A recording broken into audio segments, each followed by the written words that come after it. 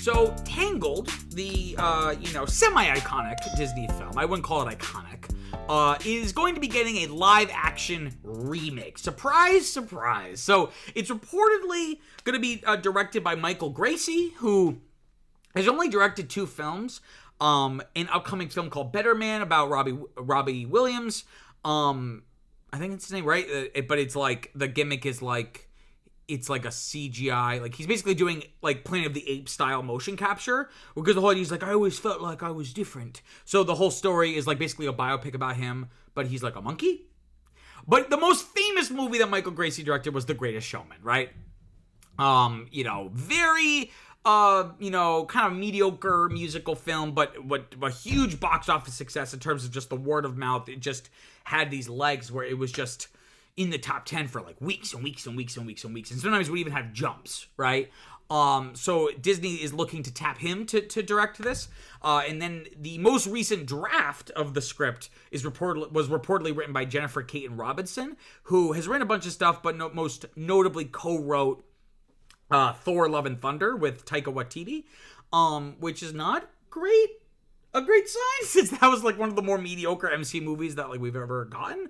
But that seems to be where it's at, but it's nothing is confirmed right now. So a little bit context on the original Tangled film. If you're watching this, you're too old to have really known about Tangled, or you're too young to have really known about Tangled. So this was released in 2010.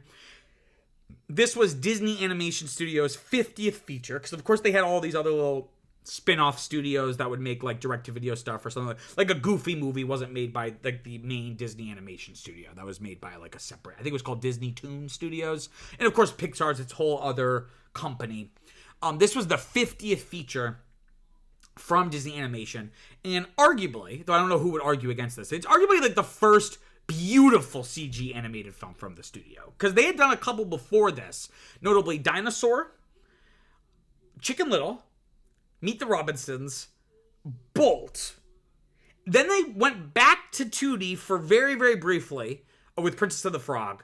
And then starting with this one, with Tangled, they haven't made a 2D...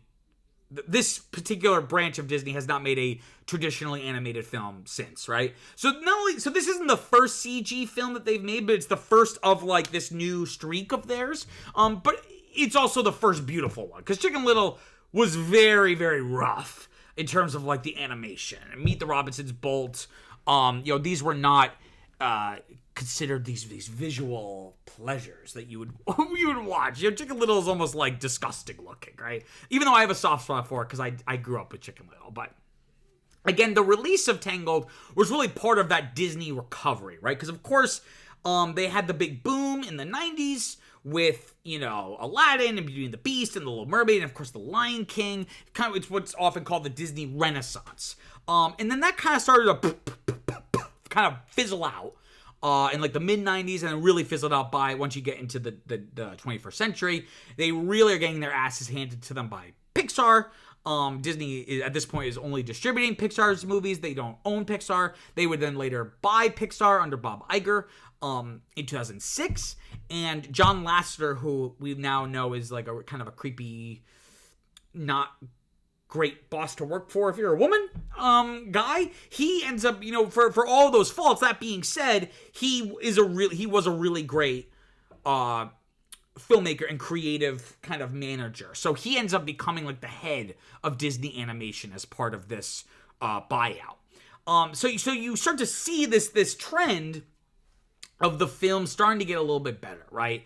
And, that's how you get Princess and the Frog and Tangled and eventually Frozen, right? Like Frozen's kind of like the crowning achievement, but Tangled, this is like right before, right?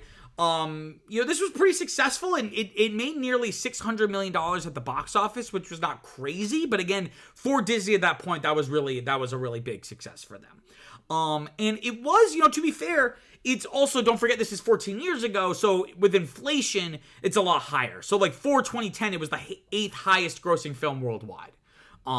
So just to give you a sense of, what the competition was doing. And it was well received, right? It has an 89% on Rotten Tomatoes, and the critical consensus on the website says, quote, "While far from Disney's greatest film, Tangled is a visually stunning, thoroughly entertaining addition to the studio's classic animated canon," end quote. And again, like I was saying, it kind of got dwarfed by Frozen a few years later, which came out in 2013, right? It was popular, and it still is to an extent.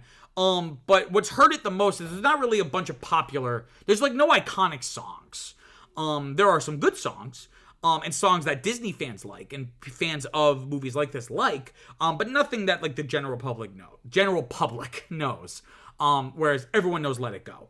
Everyone knows "Do You Want to Build a Snowman?" Right? Like it doesn't have any songs like that.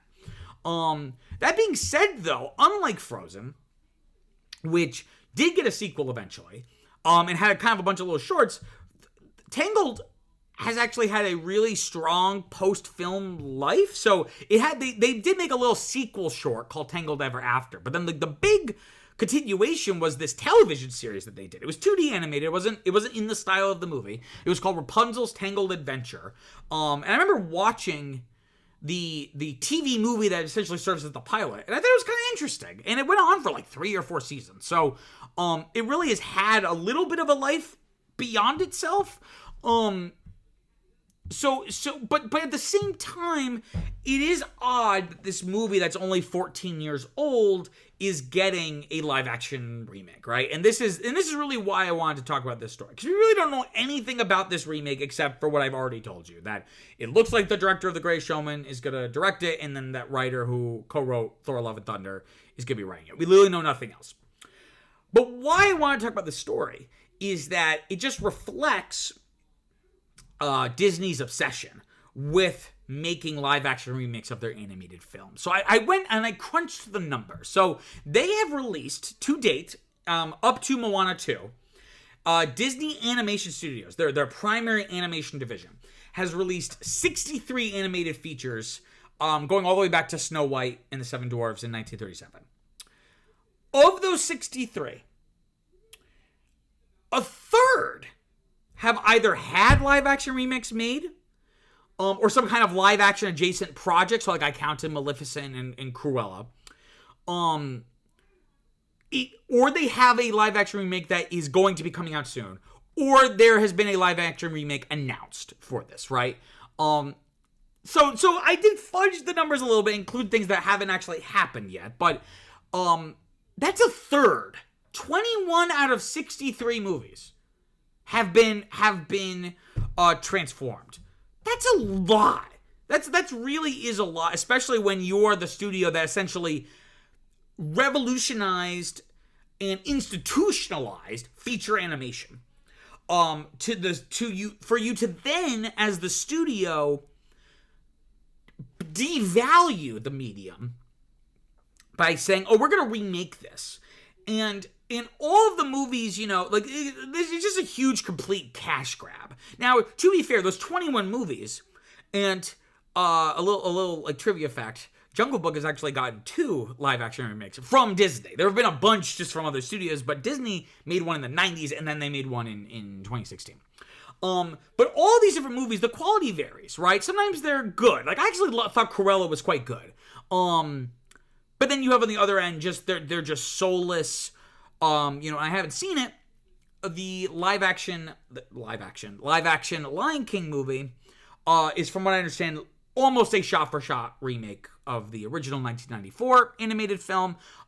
If not shot-for-shot, then like line for line. Like, it's basically adapting almost every single part of that original movie.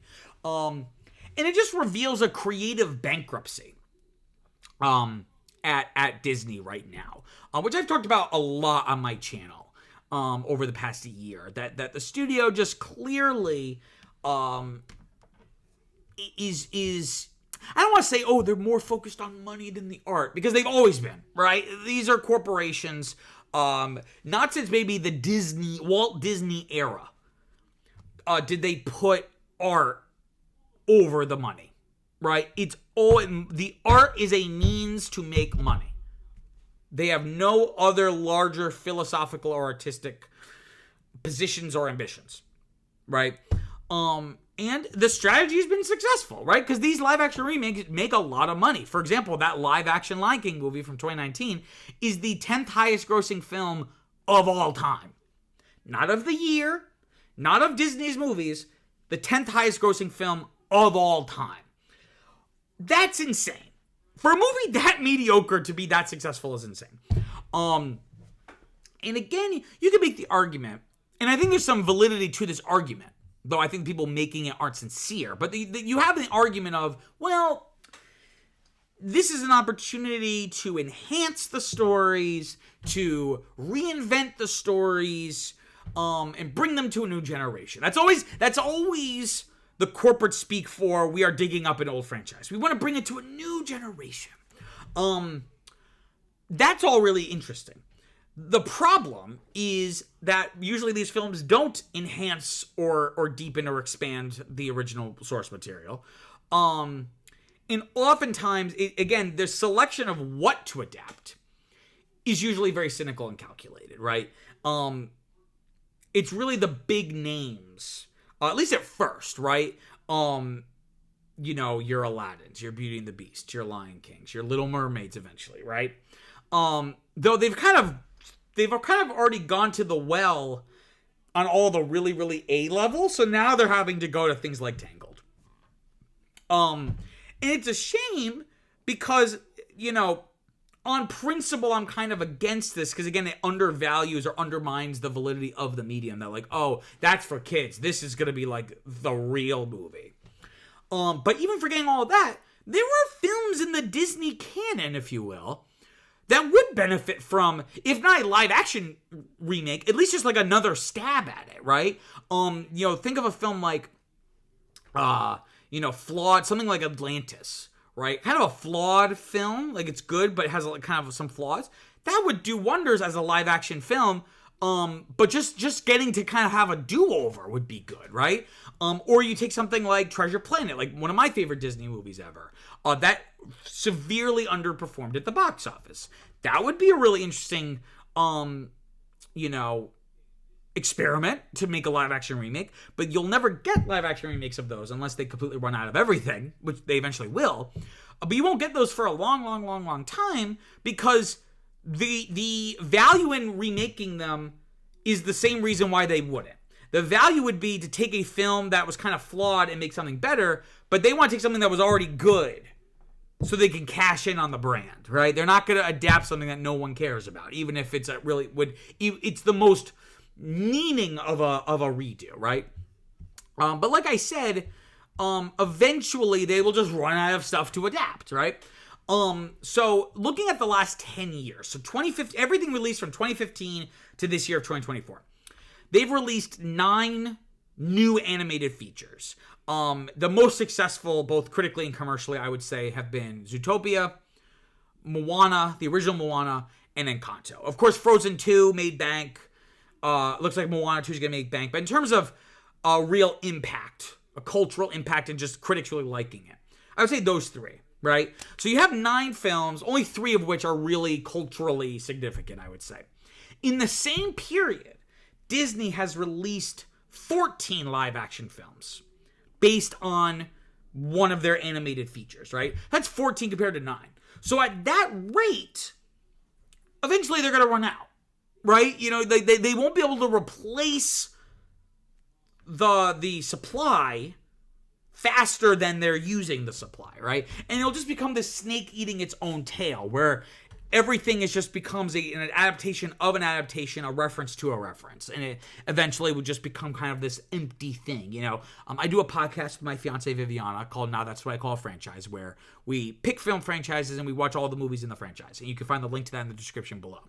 We recently did our episode on the entire Star Wars franchise. We went through each film over the season, and our final episode is going over the entire franchise and kind of looking at as a huge retrospective.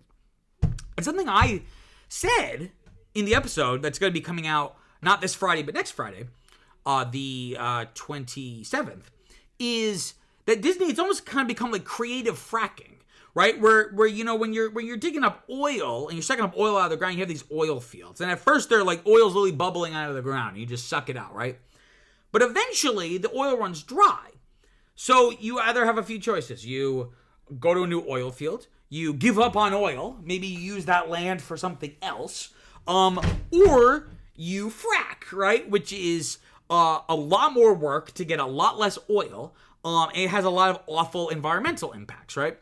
That's like what they're doing here, where it's like they've sucked up all the oil out of the oil field. So now they have to frack. That they're realizing that they can make a shit ton of money. The 10th highest grossing film of all time, again. They can make all this money by this business strategy. And it's interesting that they're still going forward with this. IndieWire notes that the film division has a new executive kind of composition, right? So the former film chief at Disney, Sean Bailey, he's the one who really spearheaded this whole trend of these live action remakes. But now the position is held by Matthew Greenbaum, who's the former chief of Searchlight Pictures, formerly Fox Searchlight, and that was bought out by Disney. Currently, he holds the position, but now it seems like he's continuing the trend. So it looks like it's not just this one executive's vision, but rather it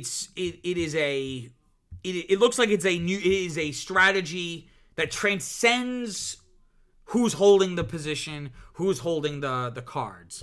So again, I don't want movies to be bad. Like I want this movie to be good, but based off of what we've seen, I'm a little skeptical, and it doesn't help when the inception of the idea to do this is a cynical corporate decision rather than a true desire. Like, no one's going to Disney like, I have this great creative idea to remake Tangled. It's the executives decide it first, and then they hire the people, right? And typically that does not result in particularly interesting movies. Wow, what an interesting story. I'm sure you have some thoughts about the topic, so comment below, let me know what you think. Also, don't forget to like and subscribe. It really, really helps people find the channel and makes me feel all warm inside. Until next time, I'm Peter Mancuso. Peace out.